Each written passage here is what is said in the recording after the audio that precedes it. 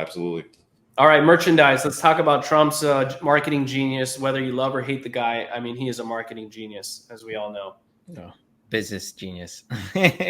He's good at getting in the papers. You know, he's got this persona that's similar to like a lot of fighters, like Floyd Mayweather Jr., where he'll get you to watch, and half the people want to see him get his head knocked off, and the other half the people support him. And he's kind of got that wrestling fighter heel where he gets people to tune in, you know. But I do think there's a growing group of people that have become almost indifferent in that they're not on the side of we really love the guy or we really hate the guy. I think there is a growing population of that where it's kind of, I think the muddy's very water on both sides is kind of what happened. Right. Oh, definitely. I mean, that's how you make money. Money is based on emotions, right? Yeah. I mean, you hit people's emotions, whether it's they love you or they hate you. You can make profit off of it. Yeah. And that's how residential real estate is too. A lot of emotions involved in residential. Yeah. When you look at commercial, it's all about looking at the numbers. So when you add emotion to any type of business, you can definitely inflate it to a larger extent. And then that becomes a new market value and so on and so forth. So Nick, do you have the Trump mugshot shirt on today? Oh yeah, right. We'll put it up on the video for people. You could put that in the video. Show them what it looks like. But just to give everybody a bit of background, when Trump was arrested in Georgia, right, in Atlanta, and they took his mugshot, him and his campaign basically looked to profitize off of that, got the mugshot since it went public, and started putting it on mugs, T-shirts, baseball caps, everything you could think of.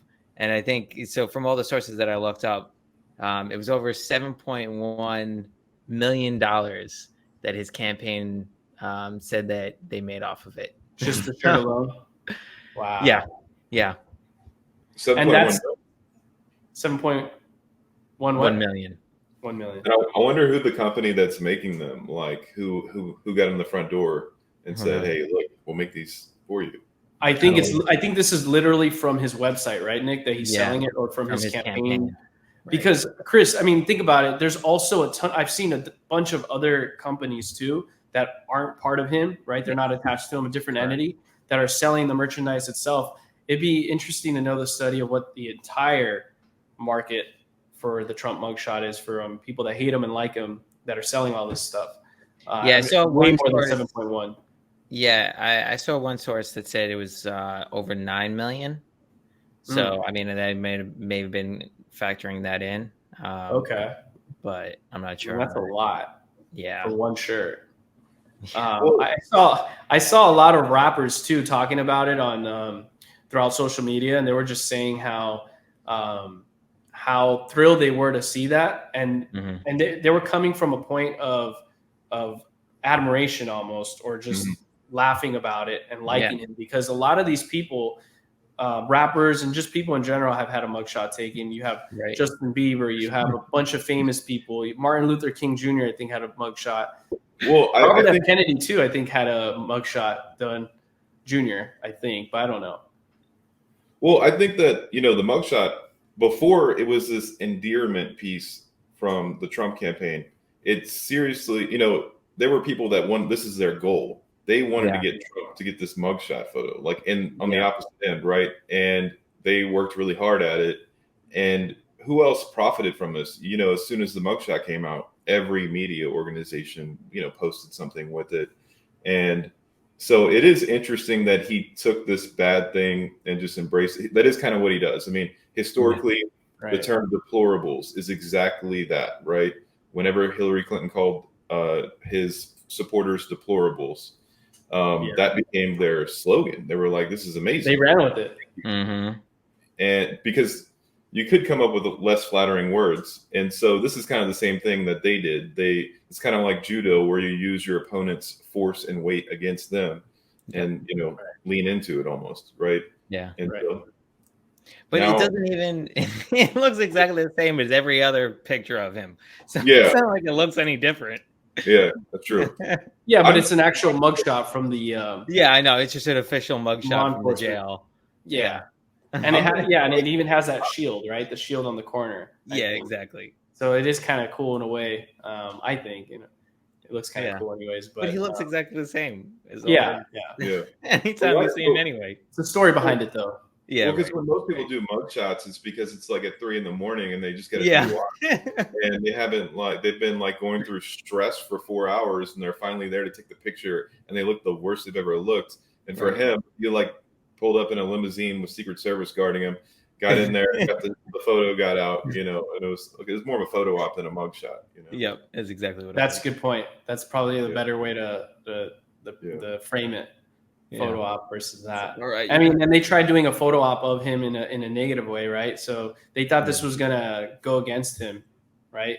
Like kind of. I think it did both. Like everything else with Trump, it went against him for the people who wanted to go against him, right? And it was endearing for the people who didn't want to go against him. You know what I mean? Right. And so I think just like everything else, it just kind of reinforced whatever you believe, whatever you like.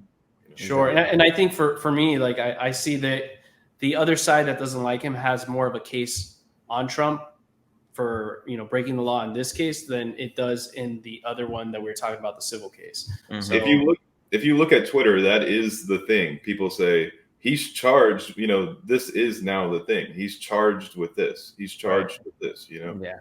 And so then we saw Biden, though. He get also had confidential files also in his garage in his Corvette or something.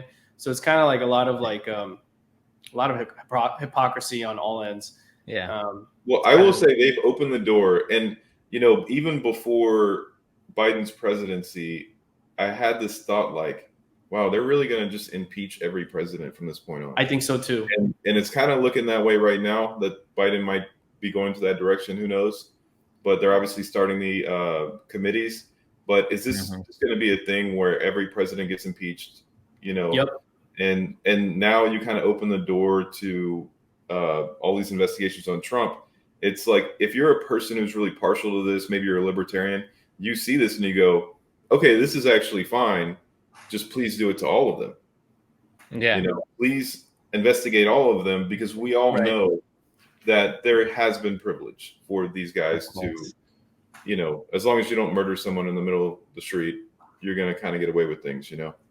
Right. And I think that's where like, I mean, it's just wrong in all cases that they're doing it to this extent, because like you were saying, it's going to affect them when they're in office on the other side. So I think for me, the way I see it, both Trump and Biden really, one of them or both of them are in that position where they really need to become president, because if whoever loses, right, they're probably going to be investigated until they actually get something on him, whether it be Trump get in or another Republican, they're going to go after Biden. But if Biden wins, then he's going to continue going down the rabbit hole of Trump.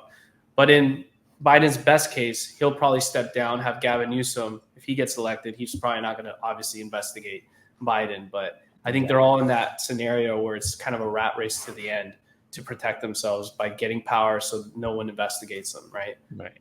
I was going to say, one of the things I really respected about Trump was you heard all that locker up talk and everything. And then I felt like when he got elected, all that was dropped. There wasn't like the investigation to the email. And I actually, like, I really appreciated that, because I was like, okay, he's actually just, that was all getting elected. This is not actually what he's going to pursue. And I actually thought, like, okay, it takes a lot of character to just let bygones be bygones and then focus on putting your policy in place. And so, but I think he probably thinks, looking back now, he probably should have just threw the hammer, because his opponents were going to come after him anyway. You know what I mean?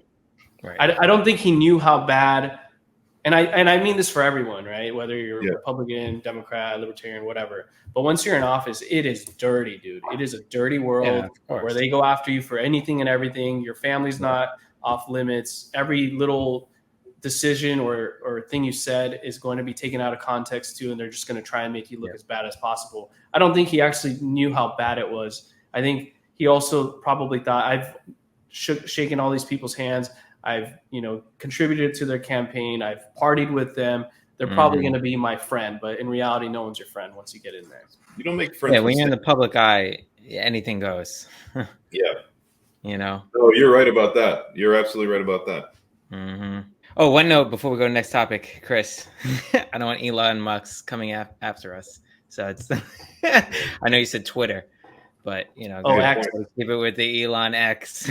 What's interesting is like now every article they'll all say X, formerly known as Twitter. Yeah, I know. It's also Twitter. They say that exact phrase. X. Oh. Yeah, they say X, comma, formerly known as Twitter, comma, and then they continue what they're saying. Well, what I'm still doing when I'm on my computer, because when I go on Twitter, I'm not always on X. I'm not always on my actual mobile phone. I usually put in on the URL and I put Twitter. Yeah. I don't put X. Right. I like Elon. I don't know if the name is. He just wanted to be different, I think, to be honest. I mean, that's my opinion, but I also think too he obviously didn't like the concept of where Twitter was becoming like or was basically like a Facebook and Instagram that complied with one side, and he says, well, I need to just take the frame apart of that reputation of Twitter and call it something else, so we can start from scratch. Yeah, trash. Well, I think that the Twitter is actually a very genius name, and tweets are genius in their own right. It's a lot like Apple, right? Yes. And I think the reason that Trump's social network failed. I mean, as soon as I saw that they were going to call their tweets truths, I was like, okay, there's no way this is going to work. No. Because first of all, all of your supporters don't like when someone says, this is my truth. This is my truth. So it's not on brand for your own people. So, there's no way that's going to work. Yeah. And nobody really uses that. I mean, I went on there to check it out and I just see Gavin Newsom and Trump using it. And that's, a bunch of other. But I mean, his base, a lot of his, I wouldn't say all of his base, but a good decent size probably uses it to keep up with him, because for the longest time he was blacklisted from all social media, right? He couldn't talk about anything publicly. So I think what he was also doing it is to insulate himself from being cast out completely. Certain people are cast out in society, like Galileo at one point, right? He was locked up forever and ended up dying in there. Wow. But I think he kind of created his own little area so he could talk to his supporters. Obviously, build more wealth from that so he can run on this campaign. But I think you're totally right that Truth Social is kind of not that very good. Yeah. Well, he had an agreement, and I think it's about to come up where he couldn't use any other social media platforms except for Truth for 2 years. Mm-hmm. That was the agreement with the people that operate Truth. But I think that's coming up soon, and you might see him start to get back on Twitter more. Back on X, yeah. I think he should. I think that's probably a better place to go, rather than like the safe space of Threads, Mm-hmm. Yeah, exactly. That's another point. I tried using Threads. I hate that too. I mean, I don't hate it. I just don't really like it. It's not that very fun to go on there and look at it. Yeah, it's okay. It's all right. I see Nick on it. I mean, I'm still on it every now and then, but yeah, it's not like Twitter though. I feel like there's more on Twitter. Yeah, I feel like it's what's what I'm looking for. It's more it's a calmer environment. That's not true. As crazy and with what I think Facebook tried doing, which they're genius. Mark Zuckerberg's genius in what he does with. He had Facebook, then he stole the idea from Snapchat and created the Instagram stories and whatnot. Right. And then I think he was trying to do the same thing with Twitter and take the market and create his own and bring all those people over. But I don't think it worked to the extent he thought. But I will say though, I see a lot of people that don't like X anymore or Elon, they're on Threads. Yeah. So if I want to get more of a neutral, not neutral, but where everybody talks bad or good on certain things, I go to X. Right. If I want to just find the other avenue of people that just agree on one thing, kind of like Truth Social, I'll go to Threads. That's how I perceive it. There's much more trash talking on X. And on Threads, it's like I said, it's a calmer environment. Everybody's more collaborative. But when I go on Threads, though, I see everybody say how great the economy is, how great Biden is. So I see two different elements. Really? I haven't seen. Interesting. Okay. Well, so the reason I follow too. Yeah, I never was down with Threads is because I like Twitter for an entirely different reason. Back when there was really only Facebook. I mean, Twitter was still around, but Facebook was the premier social media platform. Mm-hmm. I learned there that I don't want to talk about anything serious politics with people that I know in real life, right? Because there's nothing good we're not going to change the policy from arguing with people that we know in real life on the internet. And so one of the things that I always liked about Twitter was I do still want to have these discussions with people. It's better to have them with people that I don't know in real life. So there's no feelings hurt. I can really say what I want to say, what I mean, and not have to worry about, oh, this person looks at me a certain way during Thanksgiving dinner or a work function.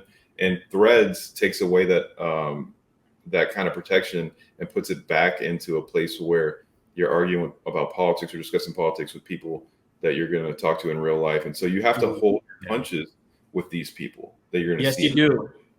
And I think it's not a fair fight either. Yeah. And so that's why, like, I see people getting arguments on LinkedIn and I'm like, are you crazy? This is it's so stupid. It's a professional you guys are in the comment section on a LinkedIn arguing about politics. Like this can be seen by other people and it will be. Right. And I think that's why X, Twitter, they have that market down, and Facebook has the community, the family community down. Yeah, I thought though Twitter was like an in-between between Facebook and LinkedIn. Right? It was like that middle ground.